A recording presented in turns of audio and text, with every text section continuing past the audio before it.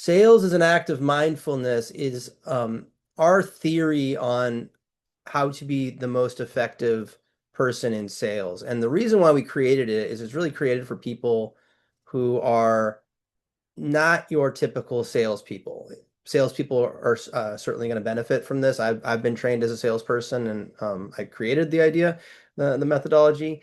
But I think if you are coming at sales as sort of an accident, where you maybe are now an entrepreneur, you have your own practice, you have your own company, and you're either leading sales discussions or you've been onboarding a sales team to do it, I think this is really for you in that you're thinking about how you can be present with your customers and solve their problems, as opposed to talking about yourself. There's a tendency within sales, and there's a reputation among salespeople that salespeople are really full of themselves because they want to push their agenda. But actually, what a salesperson, as we'll see in a second, is there to do is unlock the decision-making power of our customers. So let's get into it. Again, popular sales myths being that the salesperson's there to convince you, uh, the strength of the salesperson means that they will be a higher performer. Ironically, it's not about the salesperson at all. It's not about their product. It's not about their service. It's not even about having the right information, but it's about presence. So a guy that I know and who has written a book on sales performance named Jeff Lipsius um, talks about in his book called The Inner Game of Sales for Performance Consultants. He talks about the customer's internal decision-making mindset is what determines the result. So it seems obvious, but a customer buys when based on their own decision-making process. And so for the salesperson, their goal is to help the customer to make a better decision. And that's why actually customers seek out salespeople. So salespeople are wanted in the process because people don't know what to do. And the challenge, of course, I'm reminded of a quote by Warren Buffett. I saw we have an Omaha friend of Omaha on the webinar today. So shout out to Omaha. But the Oracle of Omaha, Warren Buffett once said, "Don't ask the barber if you need a haircut," which I think is a great line about sales. The barber, of course, is going to say, "Yes, of course, let's cut your hair." And a good barber, of course, should be asking the question, "What are you trying to accomplish with your haircut?" That's a bad question for a barber to ask, but you get the idea. So we're trying to help the customer to make better decisions, and that ultimately will lead to the best set of outcomes. And as we're going to see today, it may lead to an outcome that is not yours. And that's why it takes courage, which is going to be the focus of today's um, third part. So let me just do a quick review for folks who are just jumping in.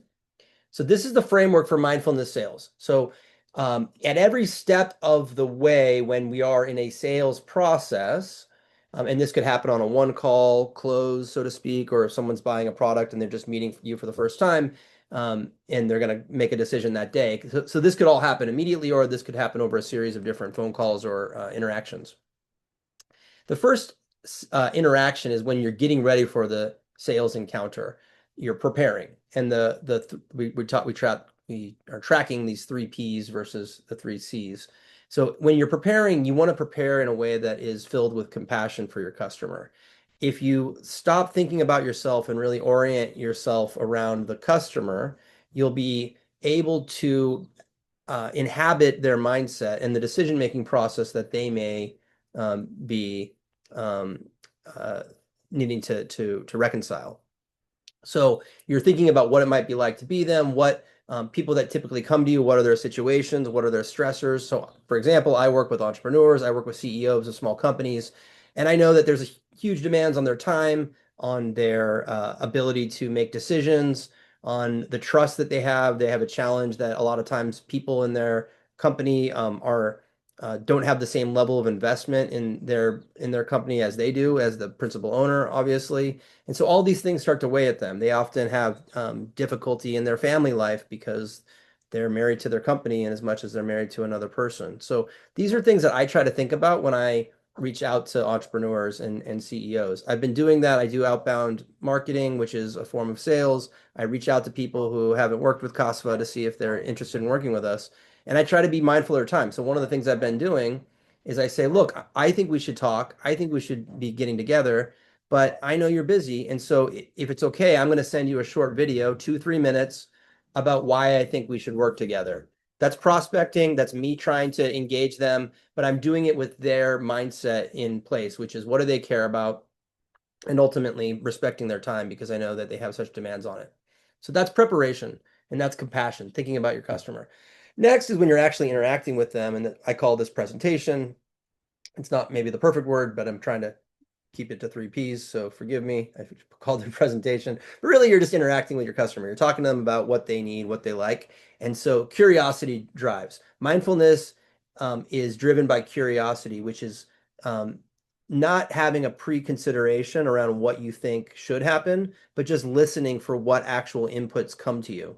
So that's what's happening on the second stage. And now we're finally getting to the place where you've listened to your customer, you've oriented around them, you've allowed them to tell you who they are and what they need in their process. And now it's time for you to present them with opportunities for purchase, to say that they can work with you and opportunities to potentially make a decision on where to go next. So that's the subject of our conversation today. It's courage. We're going to talk about courage in 3 parts. So first, we're going to talk about the origins of cowardly selling, why we often see weak selling. Second is the courage to lose a deal. And finally, the courage to go big, because it takes both courage to lose and it takes courage to actually shoot for the moon. In both cases, it is actually still under the principle of customer orientation, which means it's not about us, it's about what does the customer actually need. Okay, so where do weak sales come from? I chose this guy, which I think we generated through AI, although he's got a Nike logo here. We could get sued, careful. So there's some fake company here, but you see this guy who's got his logo on his shirt, and it's just screaming at you that he cares about himself and his company. And the weak selling is when the salesperson is thinking about themselves. So the salesperson could be talking, and in the back of their head, they're thinking, man, I really need this deal. This will help me get my bonus. And they're already cashing the check and taking a vacation to Tahiti, and or maybe they're just talking about themselves. We're going to talk about on this next slide in demo. When you think about a SaaS company that has what's the call to action you want to get every prospect to come join is a demo. You want them to join a demo, and what happens? We actually created a whole framework and product series around this at Acosfa around helping customers improve their demos, helping our SaaS clients improve their demos. Because what we often see is that the demo you get on and then they just start driving a tour of the product. It seems obvious. The customer signed up for a demo. They want to see our product. So I show them everything. I show them all the ins and outs. I show them the every product and service and feature that is embedded in this. And that's actually not what the customer needs. I know it seems like they do. They requested a demo. What they really need to know is what is the demo for them? What is the particular thing that they need that's going to give them progress against their challenges? How can we help them to achieve more? And what are the trade-offs versus other things? So really, by focusing on the customer, even in the demo, even in your sales interaction, by showing them, by asking them questions and learning from them, that's actually a form of courage. And weak selling is when we really just focus on ourselves and our own products. Again, it's about their own internal deliberations. So this is the framework we created for helping people improve their demo. And again, what most people do is they just show the product and spend the whole time demonstrating the product. But instead, there should be a series of steps that they go through. So first is we're understanding what they actually need to get done. We validate and make sure that we heard them right, that this is what they are struggling with, this is their challenges. And then, and only then, once we've identified what their real problem is, we then demonstrate the product, but we do it where they're actually the one controlling it. And now we might actually be driving the product, that you don't have to literally give them access to the model, but what you're doing is to the product. What you're doing is you're saying, hey, what would be interesting here? We have a couple of things. I heard from you that these were the things you cared about, so maybe we could look over here. Would that be right? And now they're really driving, even if they're in the even if they're in the passenger seat, technically they're telling you which direction to go. And that's important because now the product is being able to be tried on by them and they can actually start to think about, is this going to help me get progress versus you just going off and showing everything about yourself. So again, courage is customer oriented and we're listening to them. Now, I told you the second part of this discussion was around the courage to lose. Well, why are we talking about the courage to lose in our demo? Well, one of the steps in this demo is to compare your solutions against the competitive set. So this could be other SaaS products in this example of SaaS that they could be purchasing, or this could be the status quo. For a lot of people, they're automating off of spreadsheets into some SaaS solution. So the comparison would be Microsoft Excel or some sort of spreadsheet model, right? A CSV. And it's easy to just disregard the thing that your company set out to solve against, but really it's working for a lot of people. That's why they already have a solution and they're coming to you to wonder, is there a better way of doing things? So if you don't actually make that cost benefit comparison for them, you're not doing a service to their decision-making process.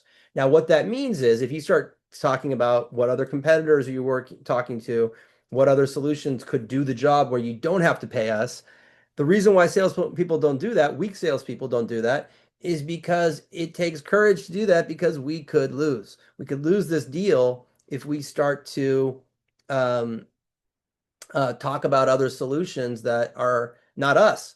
And that's part of the deal, right? But if we've actually helped them to cross benefit, then you're more likely to get to a yes no decision where they don't just sit there with analysis paralysis and do nothing. That's where most deals are lost, as we know in sales. Most deals are lost to doing nothing, not changing. But to actually make a positive decision, it helps you actually walking them through. And the confidence you need as a salesperson is that if your product matters, if what you're doing matters, that a customer who says no to you, that is the best outcome. If you help them make a decision and that decision is not to work with you and that's the best thing for them, then you have done your job and you have credibility as a salesperson. Again, the salesperson doesn't exist. It's all about the customer. Okay. So that's the courage to compare and the courage to be able to lose, to be confident enough in what we do and mindful that we're only thinking about the customer and not about ourselves. But what about going big? So this may be familiar to a lot of you. This was a very popular book, and there's a podcast now from Dubner where you can listen to the Freakonomics podcast, and it's all about behavioral psychology and behavioral economics in business. And one of the examples they talked about, and some of you are going to remember this one, is why do real estate agents sell their own houses for more than they sell your house for? Why do sales? This is an example of why salespeople often do not go big. They don't shoot for the stars. So let me back up a little bit and talk about what I'm talking about. So if I'm thinking about a proposal and I'm talking to my customer and I've done the work to be compassionate to their situation and their challenges, and I've been curious and I've followed them where they go and I've listened to what they really need. And now it's time for me to put together a solution. And I give them a solution.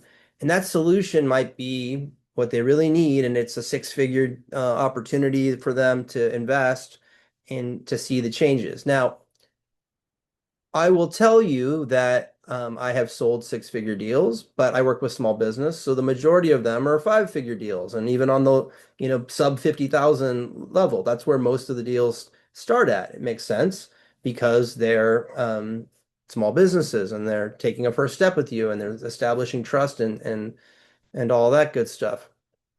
So when we do that, it's very there's a tendency as a salesperson to just get a deal. If I shoot and I propose a six-figure deal and they say no, well, I don't got the work. No one's coming to work with Casva. But if I propose something small, let's say $10,000, and they say, "Oh yeah, we can do that. We can get started," they might say yes, but I'm not really listening to them, and I'm not being courageous enough to give them what they need. I had someone tell me once, they said, I just wish you could make this easier. And one way to make it easy would be some number that I don't have to think about. And my response was, I could do that, but that would be a disservice to you because what you've told me you need is all these other things. And so I'm trying to make sure that I'm helping you. by giving you what you actually need. Okay. So that's why it takes courage to go big because if I don't, because it's easier to get a single where I know I'm going to have success than try to shoot for a home run and fail. So the answer to this for all you nerds out there that have been, you probably already know and you're thinking about the answer yourself, or if you don't know and you're dying to know the answer, I'll tell you, which is just has to do with the economics of the deal. So as you know, sell side agents, they typically make 2.5% of the deal. 5% or 5 to 6%, and it gets split between the buy and the sell side representative in the sale of the house. So if they do not sell the house, they get nothing. Or, which is often the case, that a house sits on the market for a long time, they get nothing by holding out for the highest bid. But instead, if they would just sell the stupid house, let's say they sell it at $1 million, well, they get a bonus today of $25,000 upon closing. Now, if they held out and tried to squeeze that lemon for another 100,000 in value, the difference, their bonus is now 27.5, a difference of only $2,500. So they've they can get a 10% bump by holding out for several months, let's say, but in most cases, it's better for them to just sell the house so they don't have to have the work on their desk and they can move on to selling another house for $25,000 in bonus fees. Now, the difference to you as a home seller is $1 million or 95,000 if you assume the 5% fees and there's other stuff, but basically that's a big difference. So to you, it's almost 100K, but to them, it's a small portion. Still 10%, but they're working a bigger piece of the pie. So it's easier for a salesperson to be conservative and not go big because ultimately they'd rather have some win than nothing. And that's why if we're really being mindful in this, it takes courage. Now you could say, gee, but what if I lose, right? Well, again, that's an outcome that could happen here. But I'll tell you that people lose all the time in sales. You lose more than you win. That's typically the ratio. So we have to be confident that when we do win, we did it in a way that's best. And I guess maybe another way to think about it is life is short. We should be doing the right thing by each other and our customers. So that's it. I'm going to get to questions here in a second. But the whole point is to orient everything we're doing around the customer, from the origination, from thinking about the process to actually talking with your customer and then proposing a solution. We're doing it what's best for them. And mindfulness is the state of being where you are fully present with the other person. And if you can reduce the ego, the I, me, mine, the illusion that we ourselves are a constant state of being instead of a flow, we will be able to be present with our customers and their actual needs at any given time. So that's it. As always, you can reach out for email, phone, to chat, or you can sign to meet by scanning that QR code. So would love to meet with any and all of you. So I'll leave that up for a second, and I will also turn it over to questions.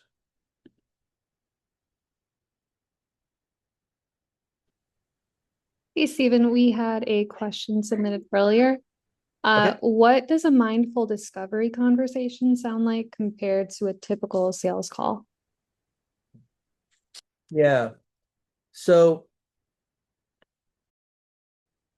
I guess I'll answer for discovery or for any stage. Discovery typically is the first stage where you're talking to the customer and trying to understand. Um, it actually this is a good way to answer it. A lot of times in discovery, so let me start with discovery and then kind of broaden it to the general sales interactions. In discovery, a lot of times what's happening is the salesperson is trying to find out a couple of things. The most important thing for their perspective, is it worth my time to further invest in this customer? So the customer may be coming at them with no budget, no real decision-making power. They might be a lower level employee, and they're really just getting information for the bigger bosses to compare results. And so that discovery process for a salesperson means that they're going to not invest a lot of time in it because they know that it's a low likelihood outcome.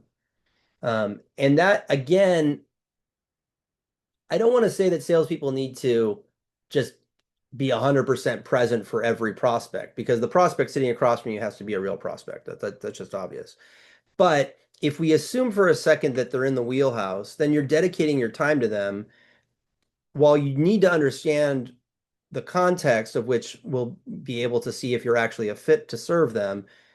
The conversation should really just be about them. So in any sales interaction, you're asking a lot of questions and you're listening and you're reflecting back. So I think what you would hear in a really mindful sales interaction is question, response. Hopefully the response is a little bit longer than the question, right? So the question is short. You listen for a long time, you take notes, and then you reflect back. Here's what I heard.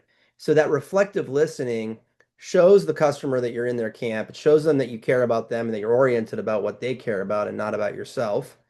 And then finally, it allows you to be um, demonstrating that you've got the issues that are at hand. So then when you go to propose, you've shown that you actually are in their camp. So hopefully that helps.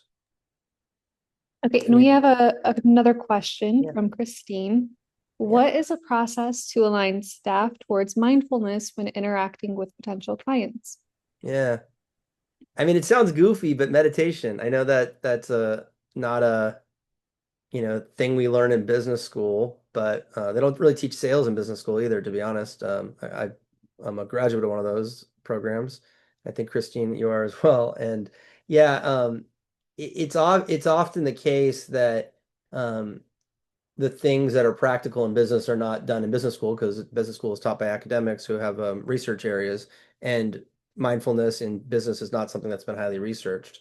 But I can tell you it's really highly effective from my experience. And what I would just do is spend time in a breathing mindfulness exercise to just ground yourself to just notice. So before I started this presentation webinar, I just sat with my feet grounded on the ground and my body comfortable. And I spent time breathing. And I did the breath work to breathe in and breathe out and just focus my energy on being mindful of the breath and any sensations I was feeling in my body in trying to identify that I was here, that I was present, and that these things were happening. And then as thoughts came in and I started to think about next week and other tasks I have, I tried to let them fly away. And that the goal was that when I re-engaged, re-emerged, I should say, to be with y'all, that I was doing it in a way that was fully present to what's happening. Now, this interaction is a little bit funky because, other than Brittany chiming in and I'm seeing your questions in the chat, I'm not having a direct interaction with you. If I were, I would hopefully be shutting up a lot more and listening more to what you're saying and being present with you. So I think just the tone, um, the guy I mentioned earlier, Jeff Lipsius, the inner game of sales, he got that from the inner game of tennis by uh, why am I blanking? Um, Tim Galway. Tim Galway wrote The Inner Game of Tennis and other books, again, ostensibly about how to play tennis. But what he says is that the number one thing you have to do in tennis is to stop what's going on inside your head, quiet those voices to be present with the game. So he talks about focusing mindfully on the tennis ball, listening for the sound of the ball hitting the racket and just noticing what it sounds like. Not correcting it and saying that was a good sound, a bad sound, but just listening for it. And then the other one is for visual is to look for the tennis ball and just follow the ball and try to see the seam of the ball. And I know in playing tennis with the folks I play with, I can't